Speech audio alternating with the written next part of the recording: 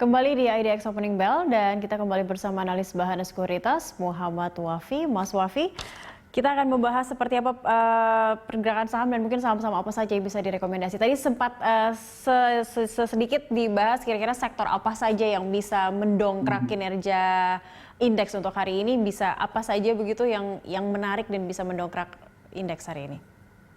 Ya, sebenarnya beberapa sektor atau saham pilihan yang bisa masih cukup menarik untuk diperhatikan. Yeah. Itu bisa dari sisi sektor komoditas. Tadi di awal sempat saya bahas sedikit mengenai ekspor kita yang memang masih diuntungkan dengan kenaikan harga komoditas itu sendiri.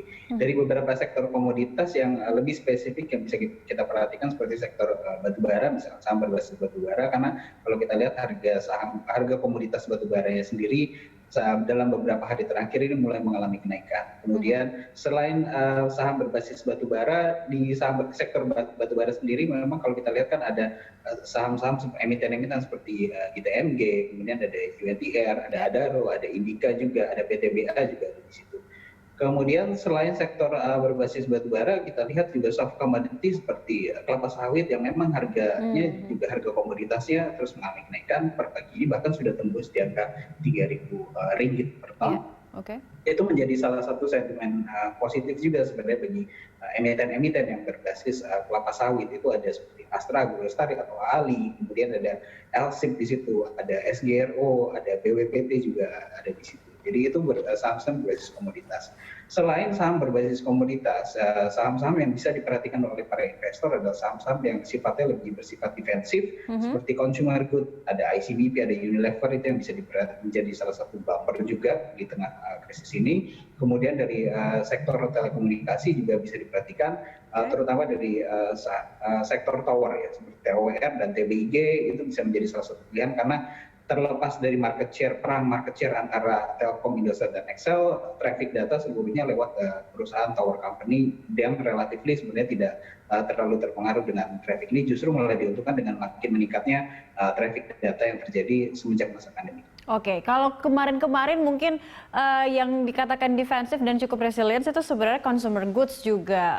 Tapi sekarang ini nampaknya yang menguat, yang hijau hanya INDF saja, Indofood Sukses Makmur. Sementara yang lainnya Unilever saja itu terkoreksi. Kira-kira apakah consumer goods, saham-saham dari consumer goods ini bisa ditarget oleh pelaku pasar untuk jangka pendek, atau ada saran lain melihat hampir kebanyakan dari saham-saham consumer ini merah begitu, terkoreksi?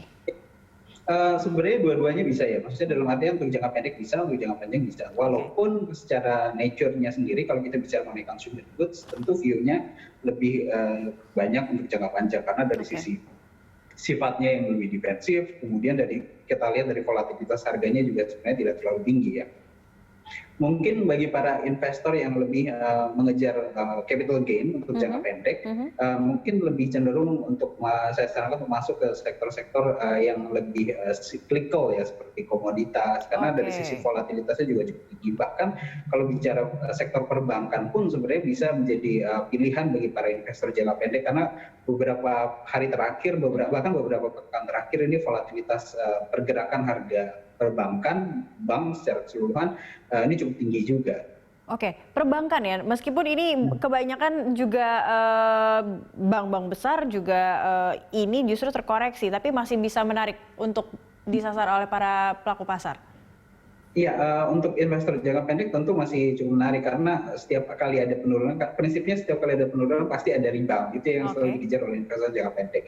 Tapi untuk jangka panjang pun sebenarnya sektor perbankan sebenarnya masih cukup menarik, terutama untuk bank buku 4 ya. Jadi bagi para investor yang mungkin masih lebih memilih untuk tetap bertahan di sektor perbankan, saat ini memang saya sarankan untuk tetap bertahan di bank buku 4 ya, karena dari sisi aset relatifly cukup besar dibandingkan bank lainnya, dan juga dari sisi ketahanan pun secara fundamental relatifly jauh lebih kuat dibandingkan bank-bank yang lebih kecil. Jadi, ada saham apa saja kalau dari buku 4 yang menarik untuk disasar saat ini? Ya, sorry? Ya, ada saham dari perbankan apa saja yang menarik untuk disasar untuk saat ini? Ya, untuk jangka panjang memang kami sendiri masih cukup positif untuk saham BBNI, kemudian ada Bank Mandiri, kemudian ada BRI dan BCA. Itu kurang lebih urutan dari bahan sekuritas. Oke, kalau untuk kita beralih sedikit ke penjualan mobil yang secara nasional ini sudah menunjukkan perbaikan begitu. Ya. Dan juga pajak mobil juga sudah ditekan hingga 0%. Ini menarik tidak untuk pergerakan saham otomotif untuk disasar? Ya, dari sisi recovery-nya sebenarnya kita bisa ambil kesimpulan dari data angka penjualan yang kemarin, kita bisa bilang bahwa sebenarnya bottom-nya memang sudah lewat. Walaupun ritme atau tren recovery-nya sendiri memang masih cukup lambat ya. Dan saya melihat bahwa dari penurunan pajak atau penghilangan pajak karena mau dijadikan 0% ya pembelian mobil baru ya.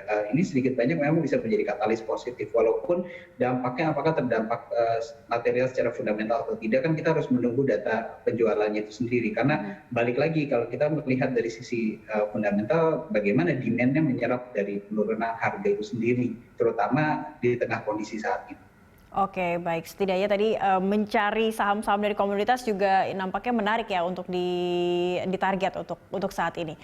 Ya, terima kasih Mas Wafi telah bergabung bersama kami di IDX Opening Bell pagi ini.